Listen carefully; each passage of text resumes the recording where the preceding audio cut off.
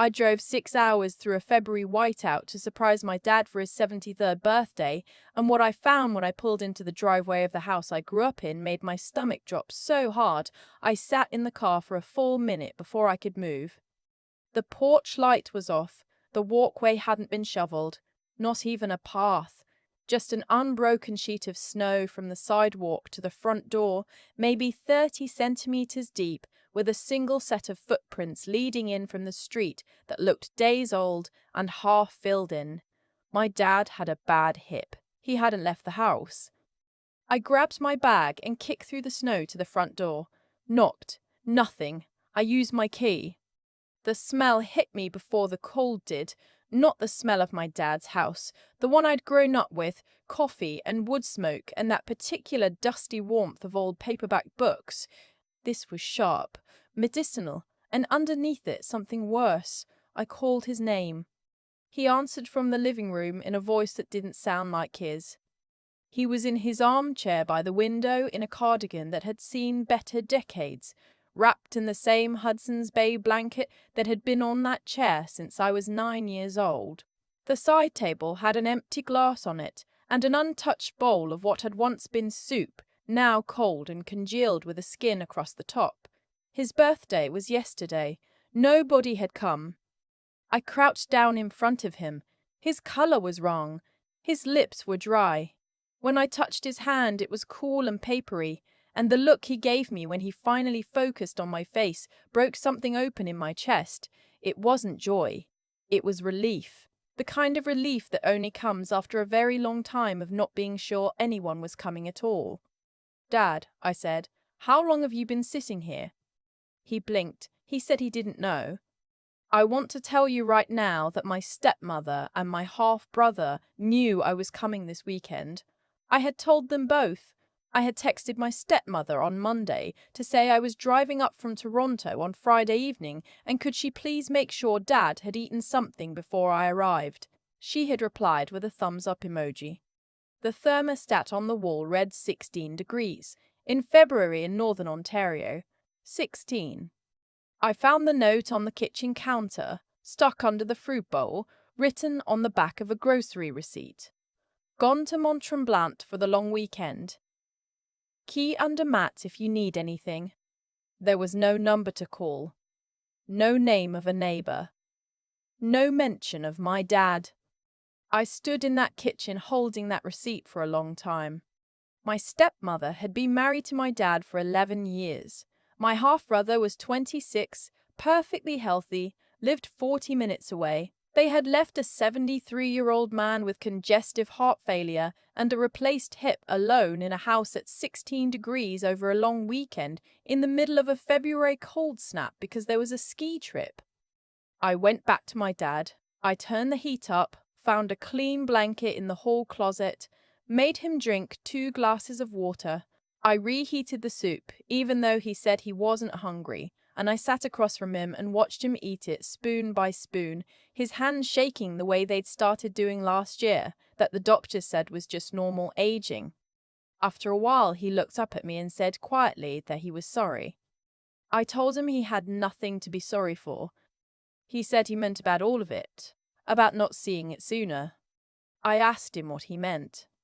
He set the spoon down carefully and looked at me with this expression I'd never quite seen on his face before, like he was choosing his words with a precision he hadn't needed in a long time. He said he was going to tell me something he hadn't told anyone. He said he needed me to listen before I said anything.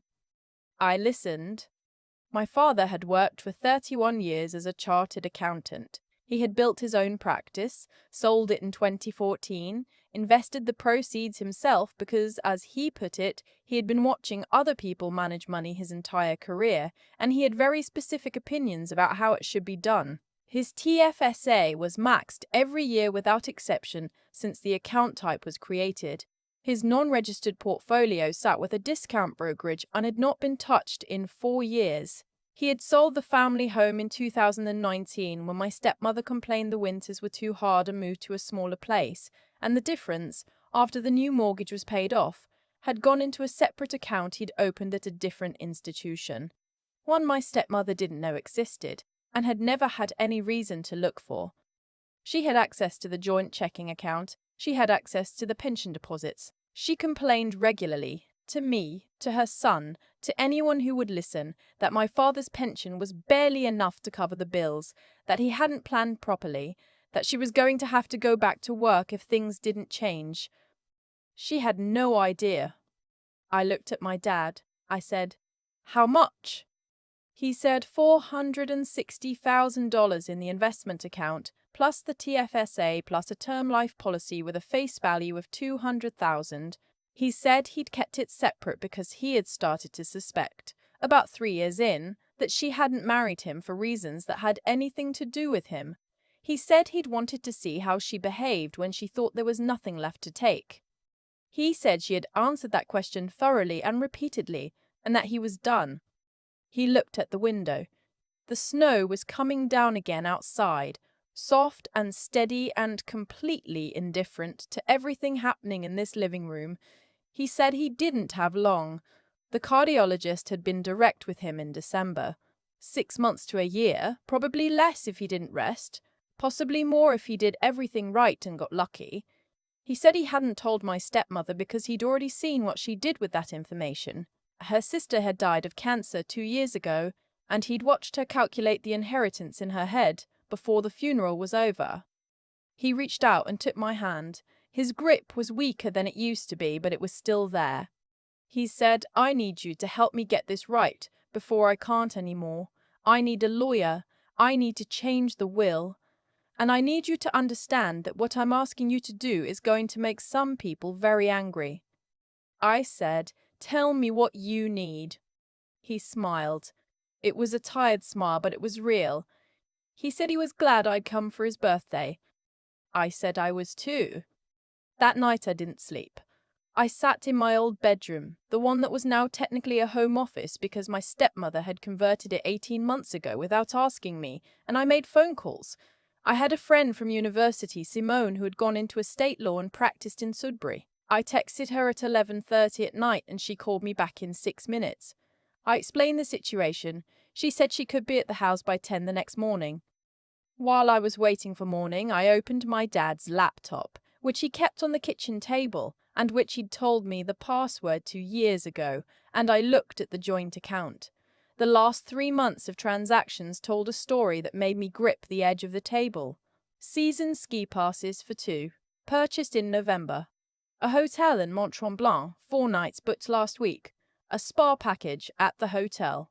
Dinner reservations at 3 different restaurants in the village. My dad's pension deposit going in every month, and then going back out again in amounts that had nothing to do with groceries or utilities or medication. I scrolled back further. A cruise deposit from September, refunded in October, presumably when a better deal came along. New boots, new luggage. A set of Le Creuset cookware that had never appeared in my father's kitchen. I checked the medication bottles on his nightstand. His blood pressure medication was low. Not empty, but low enough that he was either skipping doses or nobody had refilled it. I found the pharmacy app on his phone. The last refill was 6 weeks ago. The prescription was 90 pills. There were maybe 20 left. I sat down on the edge of his bed in the dark and I breathed. In the morning, I called my stepmother's cell. She answered on the 3rd ring, bright and unbothered, and I could hear wind in the background and the sound of what was probably a chairlift. I told her I was at the house. I told her Dad was not okay. I told her he needed his blood pressure medication refilled and that someone needed to come home.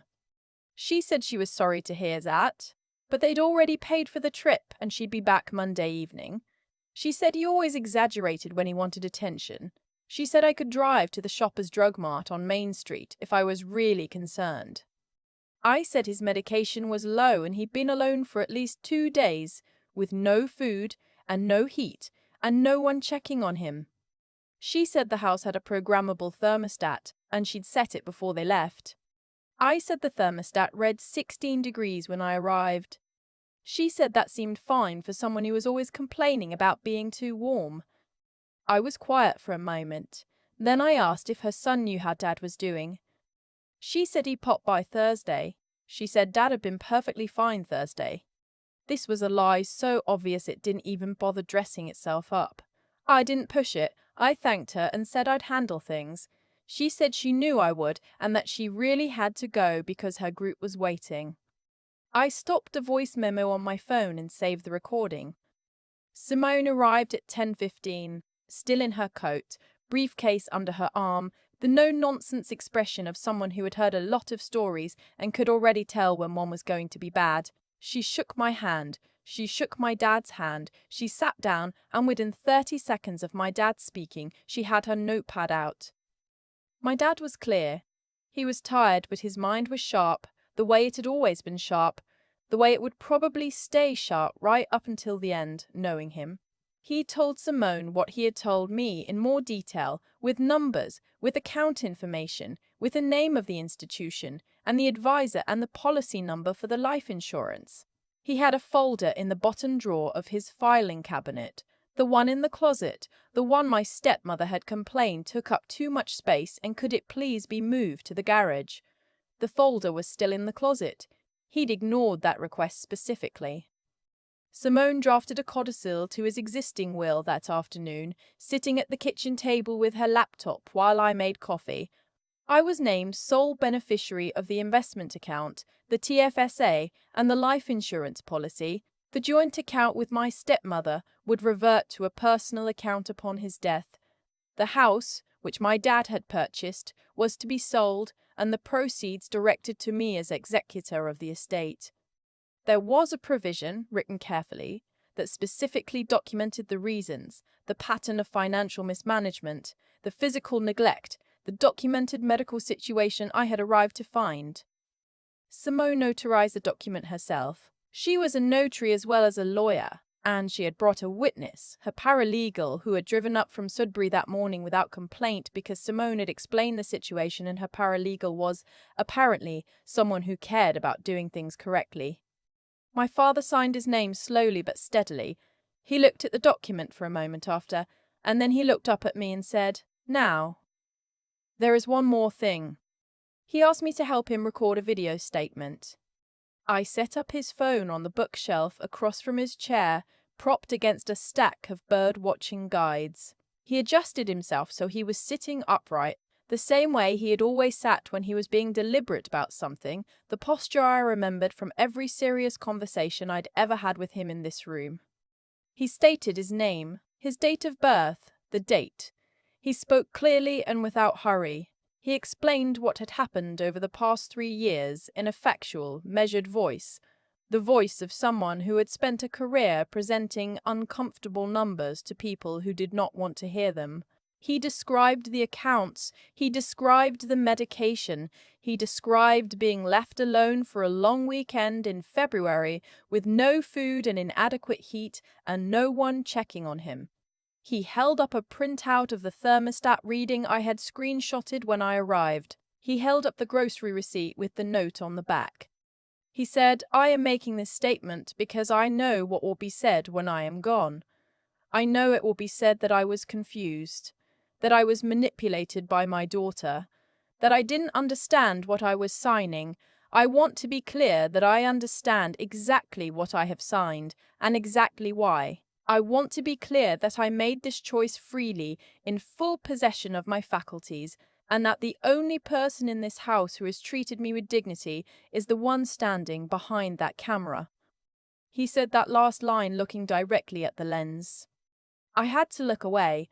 I looked at the window. The bird feeder outside was empty. Nobody had filled it. That evening I drove to the pharmacy, filled his prescription, bought groceries. I made dinner. I filled the bird feeder. I sat with him while he ate, and after he fell asleep in his chair, I covered him with the Hudson's Bay blanket, and I sat in the kitchen, and I cried for a while, quietly, with the tap running so he wouldn't hear me. And then I stopped, because there was still work to do. Monday morning was grey and cold. I had been at the house for 3 days. I barely slept. My dad was eating properly and his colour was better, and he had asked me twice if I was sure I wanted to deal with the fallout from this, and I had told him both times that I had never been more sure of anything. I heard her car in the driveway at 5:45 in the evening, headlights sweeping across the kitchen wall, a car door, then another. I was sitting at the kitchen table when they came in, just sitting. I had made tea. I had not changed out of my regular clothes. I was not performing anything. I was just there, in the kitchen of my father's house, waiting. My stepmother came through the door first, still in her ski jacket, pulling off her gloves, already talking before she was fully inside.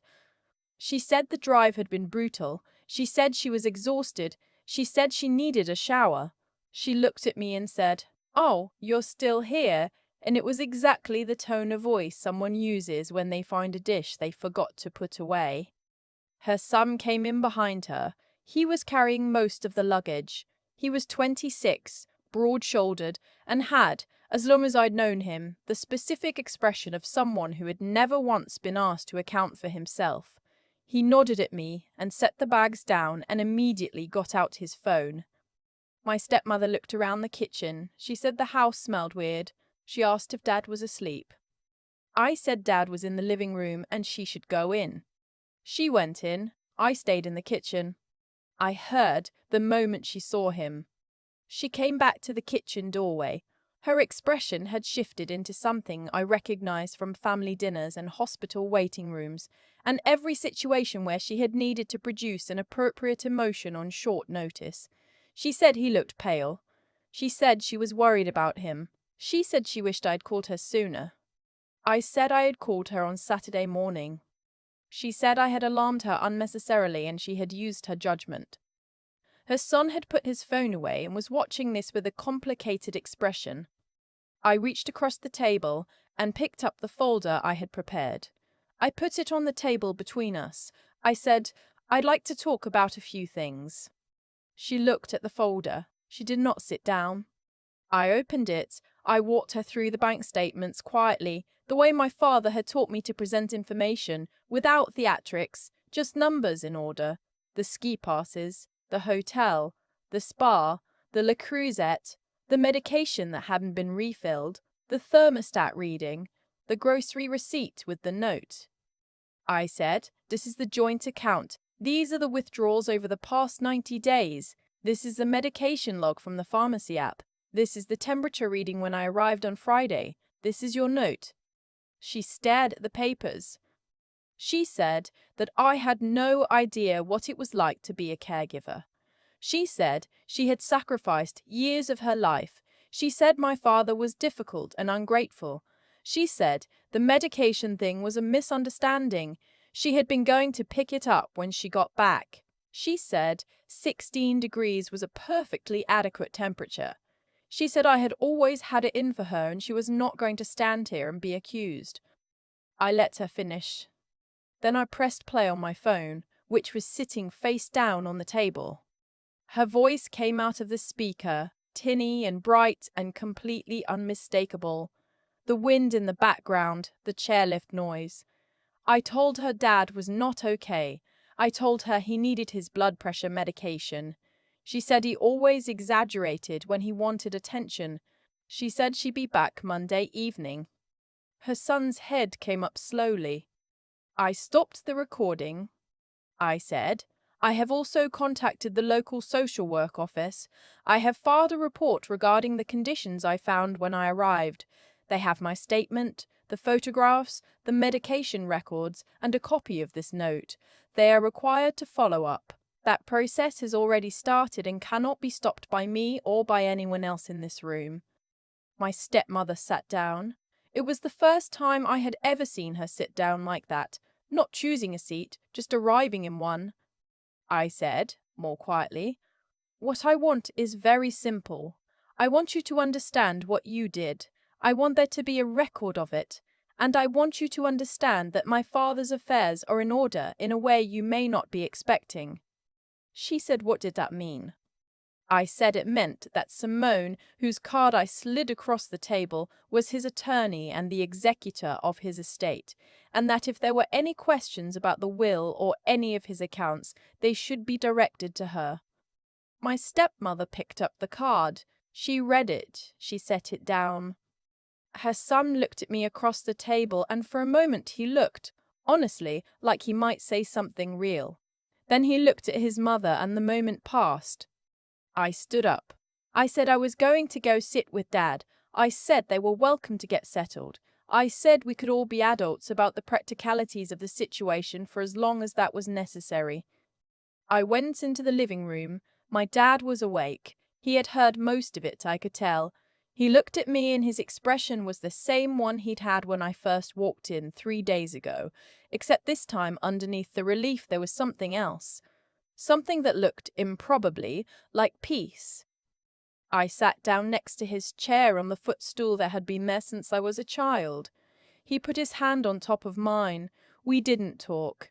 Outside, the snow was coming down again, and the bird feeder I had filled that morning already had 2 chickadees on it, small and round and completely untroubled by everything. The next morning, I drove my dad to his family doctor. I sat in the room with him, and I took notes, and I asked questions, and I made sure the doctor understood the full picture of what had been happening at home. The doctor used the phrase failure to thrive, and she looked at me when she said it in a way that made clear she was not only talking about his heart. She referred us to a palliative home care coordinator at Health Sciences North. She said there were resources my dad should have been accessing for months. She said sometimes families don't realize what's available. She said it in the careful tone of someone who suspected this particular family knew exactly what was available and had chosen not to access it on purpose. The home care coordinator came to the house 3 days later. A PSW started coming in the mornings within the week. My dad, who had always been private and independent to the point of stubbornness, accepted this with a grace that I think surprised him as much as it surprised me. He said, "At this point, I would like someone to actually be here. That seems like the reasonable thing to want." My stepmother did not leave. She stayed in the house, in the bedroom she shared with my dad, and she was civil in the way that people are civil when they understand the power in a room has shifted and they are recalculating. Her son came by less. When he did come, he was quieter. He brought groceries once without being asked, and I thanked him, and neither of us said anything about what had happened. My dad and I talked a lot in those weeks. About his childhood in Cape Breton, about my mother, who had died when I was 12, and about the years after, when it had just been the two of us, and he had worked very hard to make sure I never felt the absence more than I had to, about the practice he'd built, and the satisfaction of that, and the things he would have done differently, about what he hoped for me, specifically in a way that fathers sometimes only let themselves say when they understand that time has a real edge to it. He told me once, in the middle of a Wednesday afternoon when the light was coming through the window at that low winter angle and the PSW had just left and we were having tea, that he had always trusted me more than anyone else in his life. He said he hadn't always shown it the way he should have. He said he was showing it now. I said that was enough. He died on a Thursday in late March, in his own home in his own chair, with the bird feeder visible from the window and his bird-watching guide open on the table beside him, and my hand in his. The PSW had been there that morning. Simone had been there the day before to go over some final details. He had been, by every measure that mattered, looked after. He was not alone. My stepmother was in the house. She was in the kitchen when it happened. She came to the doorway afterward and stood there, and I looked at her, and I did not say anything because there was nothing to say that the silence wasn't already saying more clearly. The estate was settled over the following months. Simone handled everything with a thoroughness that my father would have approved of. The investment account, the TFSA, the life insurance, all transferred to me with minimal friction because the documentation was immaculate and the intentions were unambiguous. The house went on the market in May.